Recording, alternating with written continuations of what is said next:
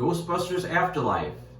This is the spoiler review. I have a review on my blog, soundedbettermyhead.com. I was really careful not to have any spoilers in there, even some stuff that's obvious from the trailers. But here, I just want to talk about some stuff, mostly that I couldn't talk about in the other review. I actually went fairly low with this movie. I gave it 2 out of 5 stars. I love the first Ghostbusters. Didn't care for the sequel or the reboot. I had high hopes for this movie from the trailers, and I was surprisingly disappointed. First of all, I didn't like the intro.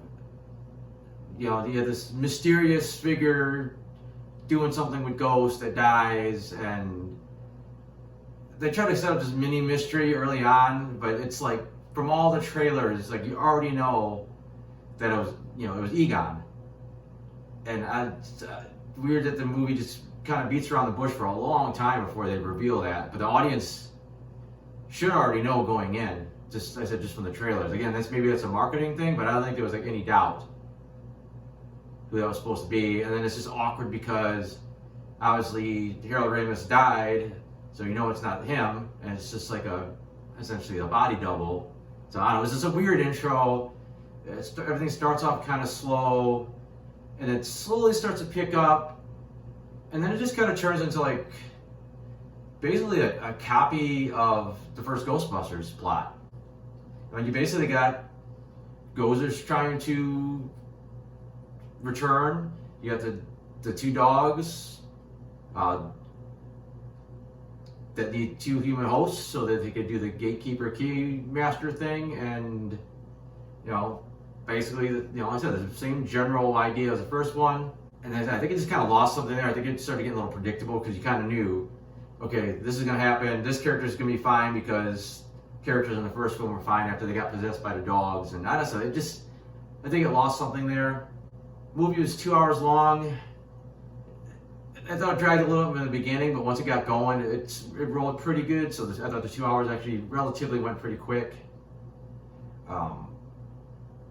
Mid-credit scene was just there. I really had no purpose to the movie. It was just a chance to put Sigourney Weaver in there and to have Bill Murray in like an additional sequence and do a callback from the first film. And then the post-credit was kind of weird because it was kind of half-ass setting up a sequel, but it was like, is it a sequel with the originals involved, or are these kids from the first one going to be doing it, or something else? Like, it didn't really felt like it was setting almost a completely different movie, not really following up what our characters in this new movie were going to do. As far as the characters themselves, it was a major letdown. Actually, I love McKenna Grace's character, her Phoebe, Egon's granddaughter. I thought she did a good job kind of acting a bit and looking a bit like Egon, but she had brought her own like personality to it. She was a little bit more nuanced. She had more emotion. Thought she did a great job. 100% on the role. She's an extremely likable character. I loved her bad jokes, her dad jokes, whatever you want to call them. Just the way she performed the jokes, like, is what sold it. Initially, we meet her brother, which is Finn Wolfhard's character. And he seemed good at first. All right, I see him and all this stuff. I kind of see what kind of character he's going to be. He's going to work out pretty good with his sister. It's a good pairing. And he's really not in it that much. He really doesn't do a lot. He's just kind of there. It's like, and he's just there at the end to help him out, drive the car, and be like an additional Ghostbuster. The mom, she was almost fully useless. Like, again, she starts off with potential, and quickly she just becomes like a background character. She's just basically a means to get these kids to the farmhouse, essentially.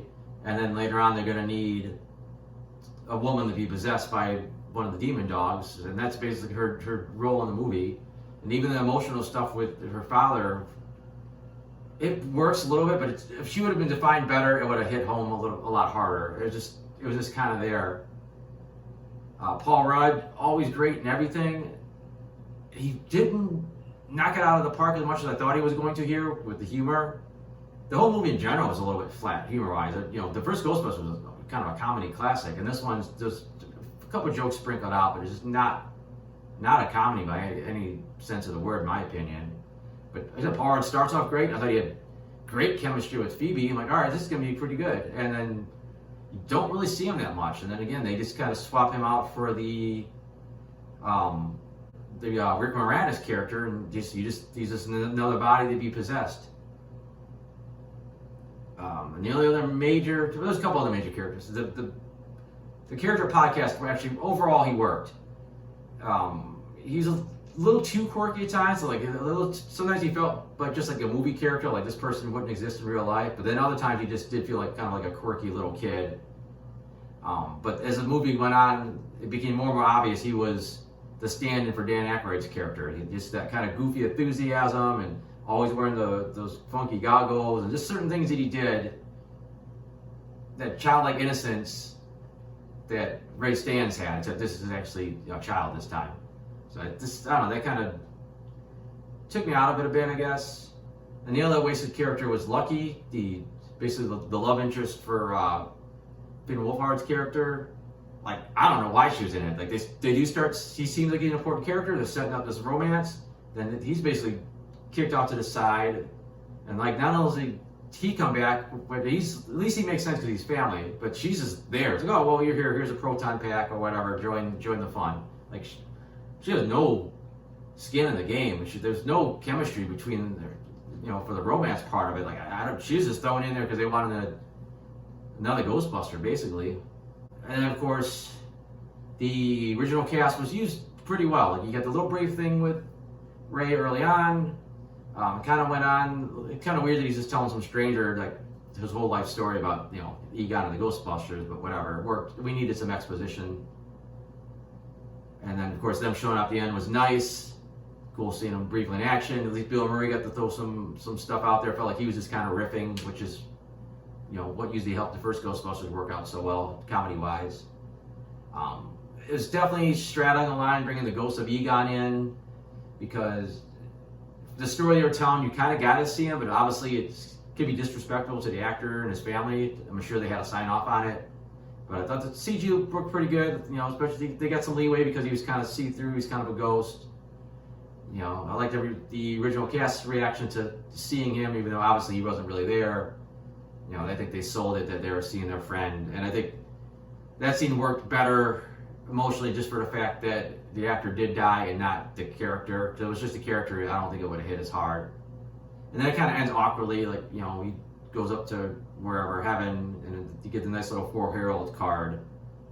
And I would have thought it would have cut back to what's next for the family or whatever, but no, that's the movie just ends, and they said the 2 post-credit scenes give you no hint what's next.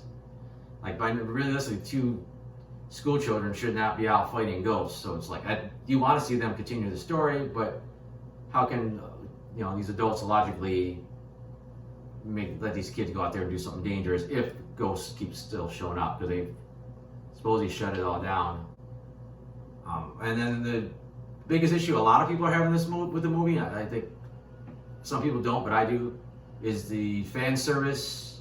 It hits you over the head with it. Like, fan service can be done a certain way where it feels a little more organic, but here it's just like whacking you in the head. I think the most grievous example of this is Phoebe needs a phone call, and the sheriff's like, "Oh, you want a phone call? Well, who are you gonna call?" Like he might as well looked at the camera and winked, and then they should have brought up the little Ghostbusters logo, because it was so blatant. Just the way they did it was like, oh, come on, guys, like, really. And I said just throughout, like, oh, there's a Twinkie in the glove box, or there was this and there, or someone repeats the dialogue. Sometimes it works. Sometimes it felt organic. It felt like part of the movie. And you're like, oh, that's a nice callback. And then sometimes it was like, the movie comes to a screeching halt because it's kind of smacking in your face, like, hey, remember Ghostbusters? But like I said, the movie, it just didn't connect the way you want. You had one likable character. You had a couple characters with potential that basically just got kicked off to the side. So you really didn't get any great character interactions. And then they said the story was just too much of a riff on the Ghostbusters. And even like having the Stay Puft Marshmallow Man return as like the little ones, it was cute and they did some good bits, but it almost didn't make sense. The original Stay Puft, he wasn't like a demon or like, he was created just to destroy the world based on a memory Ray had of a mascot from a Marshmallow. Like, I don't know why haunted marshmallows would all turn into Marshmallow Man, except just to be a callback to the first movie and probably sell some merchandise. I think logically it didn't make a lot of sense. Like, maybe you could work something into it. J.K. Simmons was also wasted. You had the brief shot as the guy who created the ghost building in the first one, and he created a lot of stuff here, and he dies in like 5 seconds. We really don't get anything that new from Gozer either. Having her back, she didn't add anything new to the character or like to the lore. That's really all I gotta say about it. I just had to get some stuff off my chest that was super spoilery. Like I always say, I got other reviews on my blog. I got the non-spoiler version of this. I got my comic strips up there. That's all at soundedbettermyhead.com. So thanks for watching.